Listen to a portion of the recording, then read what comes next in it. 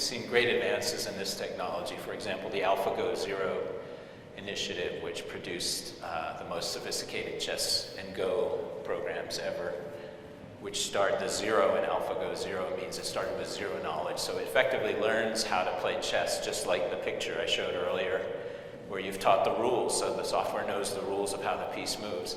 And then it goes into an algorithm that just starts playing over and over again until it gets, within 24 hours, if I remember from the paper, it gets better than anyone that's ever played. So I'll come back as I have time to show you some of these highlights, but I'm going to sort of forge ahead now to talk a little bit about what neural networks are. So I've been extolling the virtues and telling you how great they are, and they're revolutionizing everything, but what am I talking about, really? How do they work?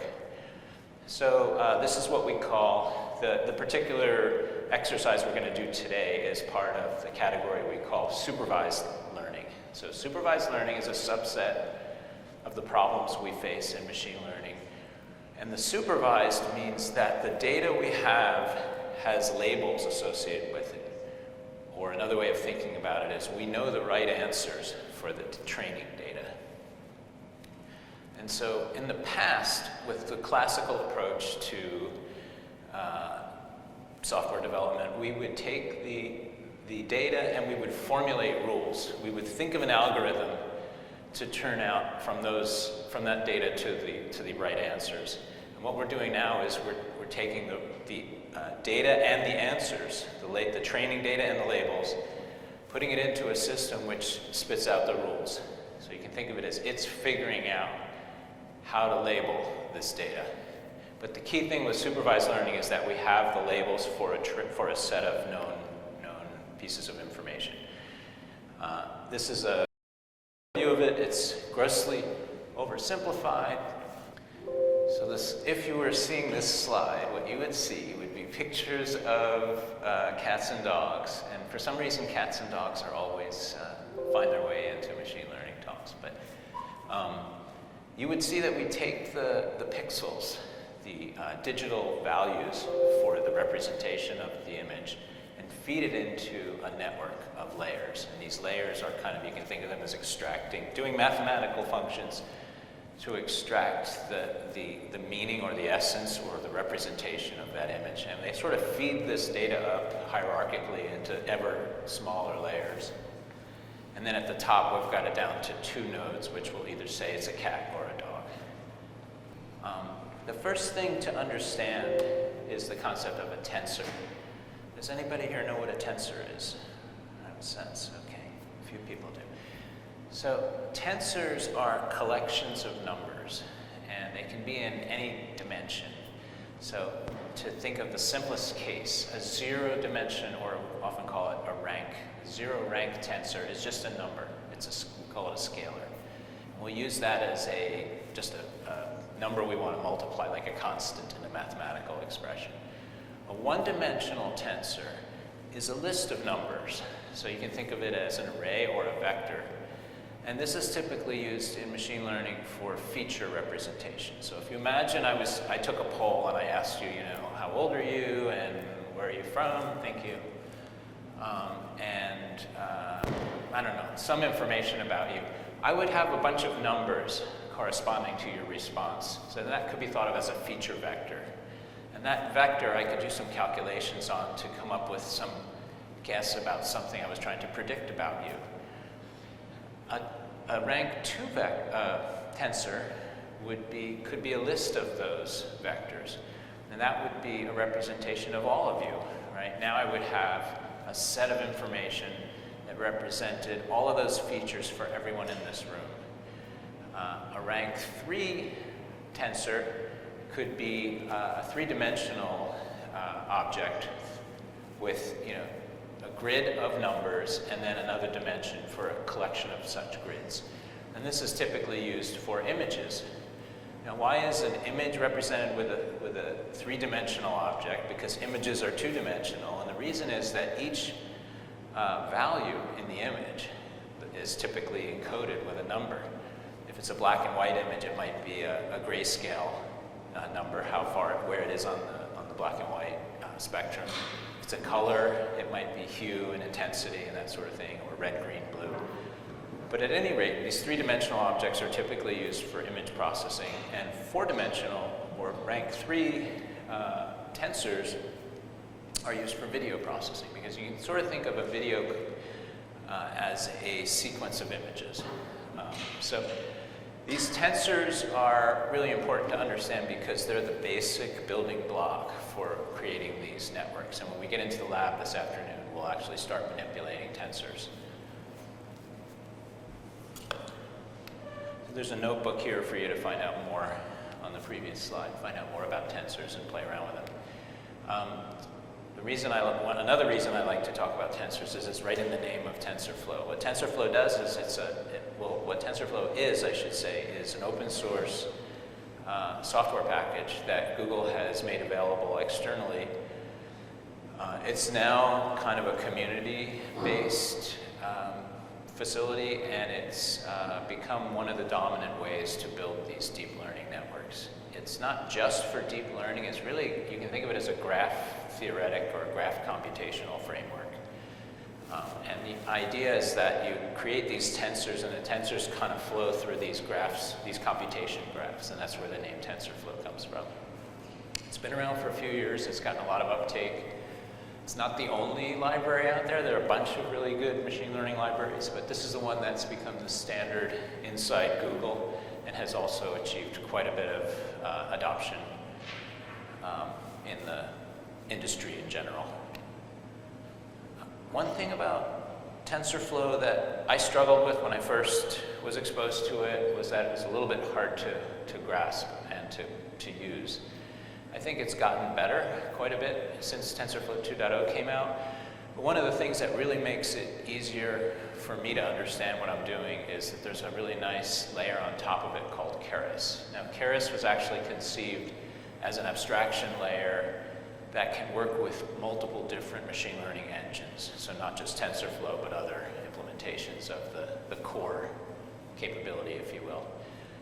But it's now been combined with TensorFlow, so there's a version of Keras that ships with TensorFlow and is very well integrated and has been tested and well exercised with TensorFlow. So if you're new to machine learning, I really suggest trying to use Keras with TensorFlow because it gives you this much nicer, higher level abstraction layer. And as we'll see in the lab this afternoon, building a neural network, a deep learning network with Keras feels a little bit like using Lego. You kind of snap these blocks together for the different layers in the network. It's very abstract and very intuitive, so I highly recommend that. The problem we're going to tackle this afternoon is classifying handwritten digits. This is a sort of the canonical machine learning problem for beginners. It goes back to, I think, the 80s, maybe earlier. It was driven by the US Postal Service's desire to be able to automatically scan and classify handwritten zip codes, which is the US version of postal codes. And what we're going to actually do is build a network, and we can think of it as this green. Let's imagine we have a collection of these handwritten digits. What do they look like? They're files with digital representations of these squiggle digits. So imagine somebody wrote on a piece of paper an 8 and we scan it into a computer and we have a file. They're small, 28 by 28. And imagine that you were challenged to write a program that would read a bunch of these digits and tell you that that's a 3, that's a 5, that's a 7, etc. How would you do that? So the way we do it with neural networks is we're going to start with the very simplest possible neural network, and that would have one input layer and one output layer, and that's it. So what's the input layer? Well, I told you that these are 28 by 28 bit images, and let's assume they're black and white. So each value in that 28 by 28 grid is a number, let's say, between 0 and 255. That represents where it is between complete white and complete black. So we want to digitize that. And so we're going to take that grid and stretch it out into a big long vector. So 784 numbers, basically, in a big list. So the first layer of the network is going to be 784 nodes that are all just getting in one value.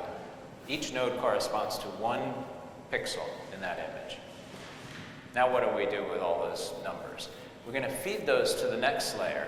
Now how big should the next layer be? Well, this is the output layer. This is where we're going to get the answers from. And the answer should be, it's a 0, it's a 1, it's a 2, all the way through 9. So then we're going to have 10 nodes there. And the other thing is, these nodes are not just going to say, it's a 3. They're going to say the probability of it being a 3 is 0.675. So every one of these output nodes, you can think of as a probability generator. They're going to tell us the probability that the input scan corresponds to the digit they're responsible for identifying. Okay? So the top layer is the stretched out version of these digits, and the bottom layer is a probability function that tells us the likelihood of that input being a given digit. What's in the middle? What do we put between these things? We somehow have to take 784 numbers and condense them down to 10 numbers, right? So what we do, thank you. So hopefully this makes sense from what I just described. Okay, so we're going to connect these input nodes to the output nodes. We don't have anything in the middle, so we have to just make connections. So the simplest thing we can do is connect all 784 input nodes to each output node. So imagine the first thing we're going to do is send them all to the 0 node. We're also going to send them to the 1 node and the 2 node all the way through the 9. So we have this like densely connected sort of mesh network, and all these numbers are coming in. Now you can imagine the one, let's say the node the output node that's responsible for finding ones is very fixated, very interested in the middle region of the image, right? Doesn't care that much about stuff in the corner, because typically ones are kind of somewhere central. And so what it wants to do is put a heavier emphasis on the areas of the image that tend to convey a 1. Well, how do we do that? When we calculate the numbers that these output nodes are going to produce, we can put a different weight on different parts of the input. And that's exactly what we do. We assign a weight to every one of these arcs. How many connections are there? 7840, because there's 784 on one side, and each of them is connected up to 10 output nodes. So we're going to have to come up with 7,840 weights. And by fine-tuning those weights, we can help the output nodes figure out what they're looking at. Okay? Now, if I said to you, here's a box, here's a black box, and you know what's inside it is all these connections, but it's got 7,840 dials on it. I want you to set those dials so that this thing takes these inputs and gives me good answers on the output side. Two things would probably occur to you. First of all, you're going to have to try a lot of tests. You're not going to just put one number there and go, yep, my job is done. You're going to do thousands and thousands of trials and keep messing with those dials until you get it working good. And that's what we call the training process. We put a lot of data in. We know the labels, so we can tell how far away or how right or wrong the answers are. And we actually make an entire set of data. The second thing that would occur to you is that that's a job you don't want to do, right? Nobody would want to figure out how to turn those dials, because where do you even start? And this is what computers are good at. This is a mathematical problem. It's an optimization problem. And that's exactly what machine learning is all about. It's applying optimization, numerical optimization, to these things that we typically in the past would have tried to solve algorithmically. So what we're going to do is, this is what the image looks like to the computer, and we're going to take these input values, here are all the weights, and we're going to multiply the weights by the input values, sum them together, and get an output value. So that thing on the right is like one output node. That's the node that might be responsible for finding a 4. Now, how we do this mechanically is we use something called matrix algebra. So you can think of the thing on the left as a stack of 100 images.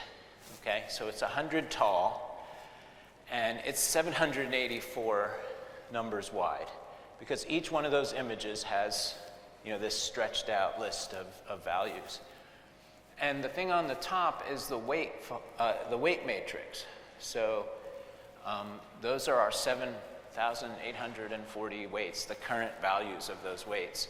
And we're going to multiply those things together. And for people who haven't done matrix multiplication, this is roughly the process. You take the row, multiply it by the column, and you multiply it by component-wise multiplication and then summing them. And all of this is not that important to know, but just so you understand what's going on under the scenes, we're multiplying this matrix, and then we add something called a bias vector. And the bias gives us another degree of freedom. But the interesting thing about it is it stays fixed. It's one set of bias values for the entire one set of 10 bias values for the entire model. It doesn't vary the way the weights do across the images. So bottom line is we're doing matrix algebra. That's what's going on inside this neural network. We set it up, we give it a bunch of training values and labels, and we have it iterate until it gets those weights set to a value where it does a very good job on the training data. And we hope it generalizes to data it has never seen before. We apply another function as well called an activation function, and in this case the activation function we're using is forcing this output to be a well-defined, well-behaved probability distribution. The characteristics of a good probability distribution are the values are between 0 and 1, and the sum of all the values sum to 1. So this softmax layer does two things. It forces all the output values to be a well-behaved probability distribution, and it also has this tendency of sort of pulling the most likely probability out to stand out from the rest. You can see this visually, what it does. It sort of promotes the winner, if you will. So it's math, and it's matrix algebra, and the good thing to know is you don't have to do that. Keras and Tensor Flow are going to do all that for you. I just wanted you to have a sense of what's going on under the hood. So there's a couple more things to know about. There's something called a loss function, which I've glossed over. The idea behind that is, so you've got this network, and you're doing all this math, and you're turning all these dials, and let's say you put a whole bunch of images in, and you get a whole bunch of answers out. How do you know how it did? How do you know how your function is doing? Is it working well? Well, that's where the loss function comes in. It's a mathematical way of stating how close was the answer. Now, it's pretty obvious how close it was when you have one example. But what we're doing here is running batches of images. Like I showed that stack of 100. Typically, we'll do 128 images for this kind of problem. And so we send a whole batch through, and the loss function is a mathematical way of saying, for that whole batch of 128 images, how close was the answer? How good was the answer? And by analyzing that loss function, we can use something called gradient descent, which is kind of roughly illustrated here. But what you can think of gradient descent doing as taking a mathematical function and figuring out how to optimize it. So, think of in 2 dimensions that you have a curve like this, and it's a way to start at any arbitrary place on that graph and move towards the lowest value, because we want the loss to be as small as it can possibly be for all of the images in the batch that we've just done. So we're optimizing for that one batch, and then we're going to do another batch and optimize for the next batch. But the point is we're using mathematical optimization technique to find how to turn those dials. That's really the magical part here. And again, you don't need to know how it works. You don't need to ever do it by hand, but I just want you to know what's happening. This is a kind of graphical way of thinking about this optimization, which I want to show you very quickly.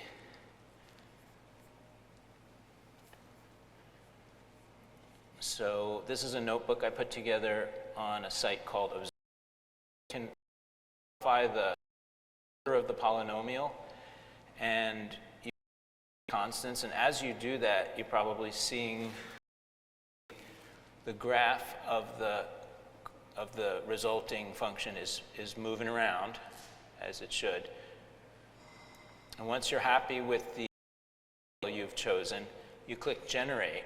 You can click it multiple times, and this will generate a random function with the same order as the one you chose. And then you can say learn. And you see what happens. In fact, if I turn the iterations down to 1, reset this, generate, and then I click learn, it'll do one iteration. So right now it starts on the randomly generated curve. I should maybe blow this up. And with each step, you see it sort of moving closer and closer to the target curve. Now this is not a neural network. There's no images or anything like that here. So this is really kind of like an analogy of what we're doing with neural networks. But in this case, finding these coefficients in this polynomial are kind of equivalent to finding the dials on this black box I referred to, finding the weights in that matrix. And the way it's finding them is very similar to what it does, the gradient descent I mentioned earlier. It starts with a completely random curve, and then by analyzing the loss, which in this case is the difference between the curve that it's currently looking at and the target curve, it figures out how to move those numbers to get closer and closer. So think of this image when you think of somebody saying that their neural network converged to the right function.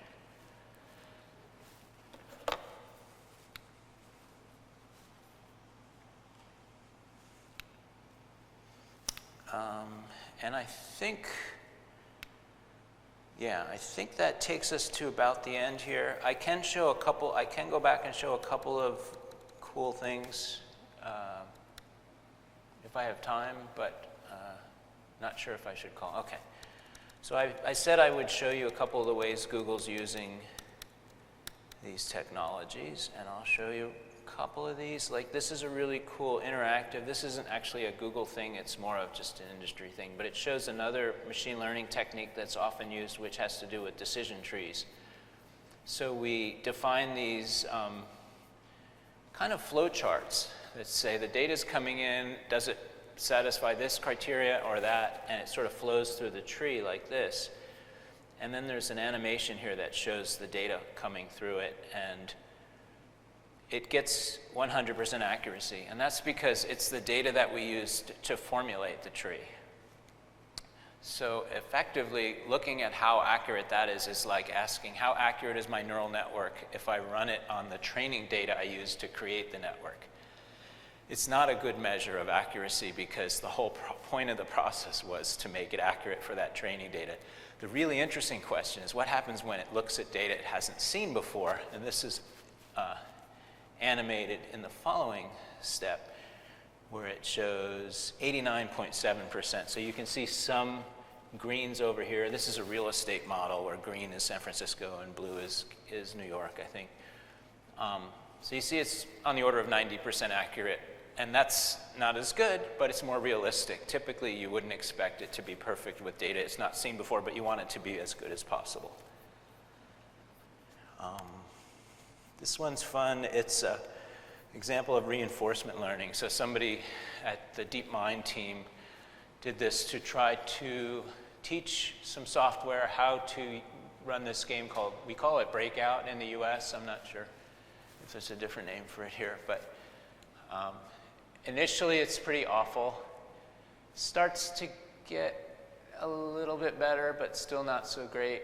After 400 training episodes, it's actually quite good. It's a little jittery, which is probably an artifact of the mechanisms, but it's now kind of comparable to probably a pretty good human. And then after 600 iterations of the training algorithm, something quite interesting happens.